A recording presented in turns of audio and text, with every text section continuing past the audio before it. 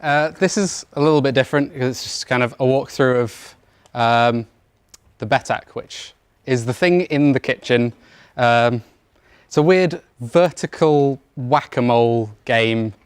I'll get into why, I suppose. We had a celebration after we delivered some software at the end of last year, and we went on a day of team building where we had to, it was F1 themed. We changed the wheels in an F1 car, we raced in an F1 game, and they had one of these reaction time games because F1 drivers have good reaction times. And so we played on that, and we thought it would be cool to have one of those. How much do those cost?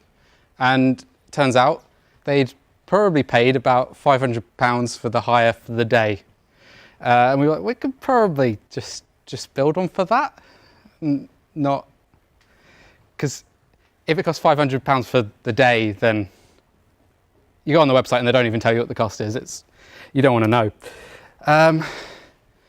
So we, on Friday afternoons, we got together, got going with some ideas on kind of what we wanted out of it. The original wasn't double-sided, but we were like, that might be a good thing to add. You could have two players play against each other, and that adds another aspect away from the F1 stuff. Just what kind of materials should it be made out of? And at this point, it was kind of all in the abstract of kind of working out where generally we wanted to be, which is kind of the same way that we approach like software, I guess, in that developers at some stage will make the final decisions, but we're making top level decisions that aren't really hard. We wanted like RGB, which it isn't a feature over there, although I'm working on it. Name entry system is one of the bigger problems that we're having at the moment, because every time someone goes to play, you go just type your name in on the keyboard. And some way of adding games after the fact. All these things are just things that were going to take time, and we went back to MVP and probably don't need all of those things. Just choose some of them. And okay, these are some of the actual decisions we made, and also, well, actually no, this is still possibilities for what we could make it out of. I lie.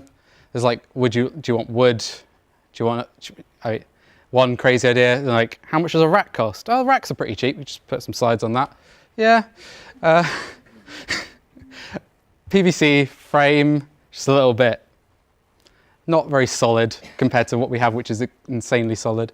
Or scaffolding, which didn't really feel very office safe to have a bit of scaffolding in the office. So it was like, had to live here and look not terrible. And get from wherever we built it to two floors up in this building, which is another problem, because how do you carry that thing into this building? Things you don't normally do at work. Get, 20 meters of, no, 20 times 2, like 40 meters of aluminium extrusion, just turn up at work and you go, yeah, thanks.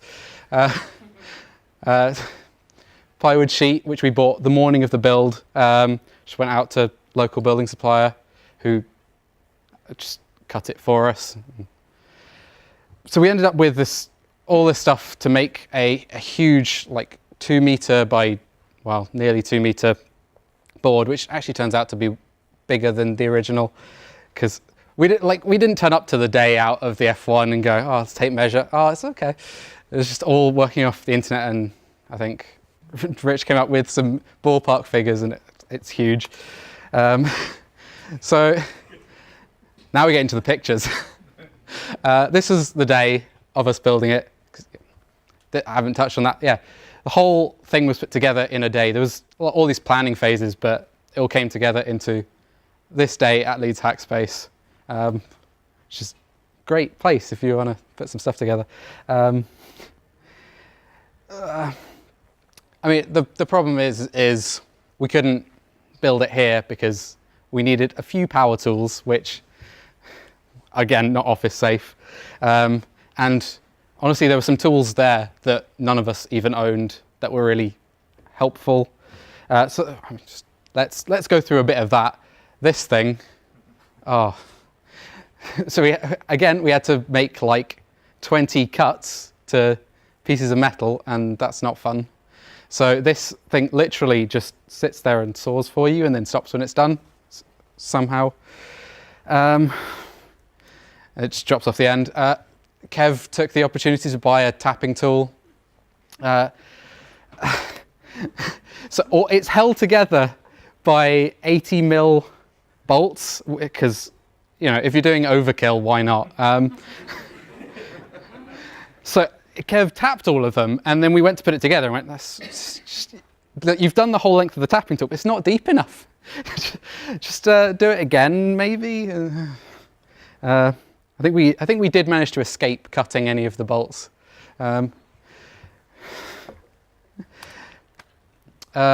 Drill press, which is a wonderful thing that always kind of wanted one, not really had enough use for one. It's way nicer than a hand drill for drilling. So we got to this point with just those three things.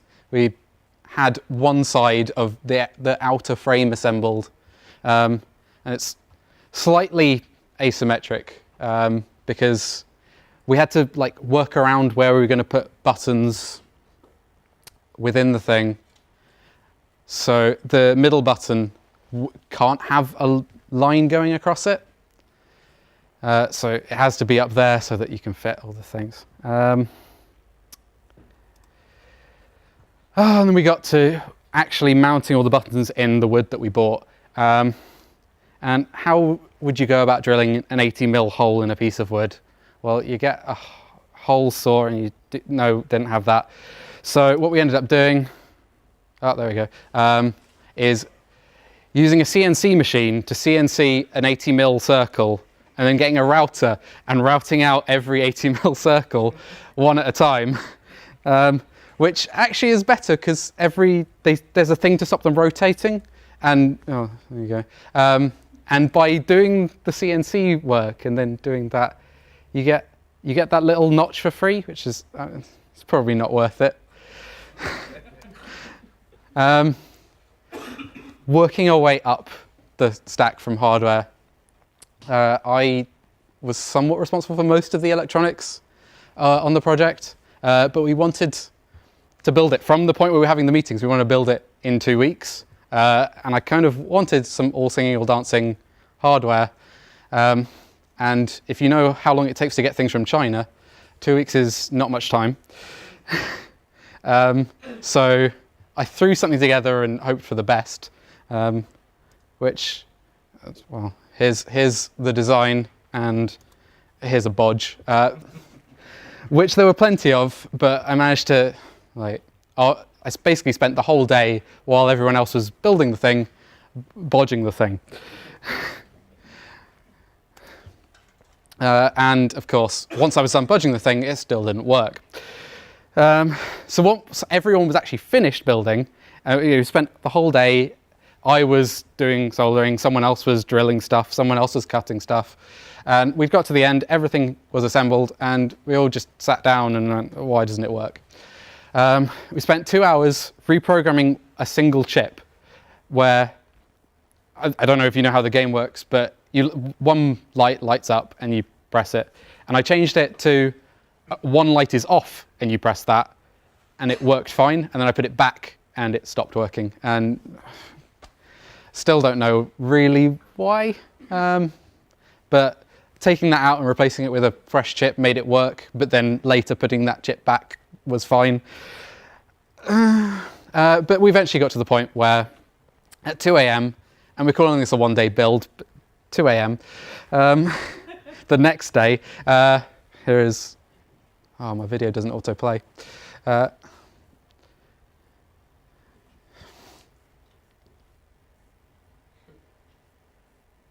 Okay. I blame Martin, it's on his channel.